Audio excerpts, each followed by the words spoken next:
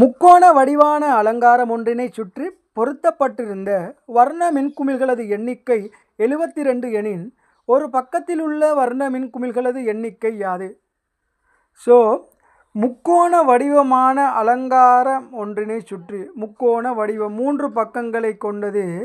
மொத்தமாக இங்கே காணப்பட்ட மின்குமிழ்களின் எண்ணிக்கை 72 எனின் ஒரு பக்கத்தில் உள்ள வர்ண மின்குமிழ்களது எண்ணிக்கை, அதாவது ஒரு பக்கத்திலிருந்து பார்க்கும் பொழுது தென்படும் மின்குமிழ்களது எண்ணிக்கை எத்தனை என்று கேட்கப்பட்டுள்ளது.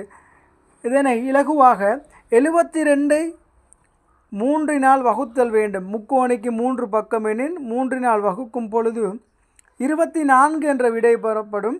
அதனுடன் ஒன்றை கூட்டுதல் வேண்டும். ஏனெனில் ஒரு பக்கத்தில் உள்ள வர்ண மின்குமிழ்களது, ஆகவே ஒன்றை கூட்டும் பொழுது 25 என்ற விடை பெறப்படும்.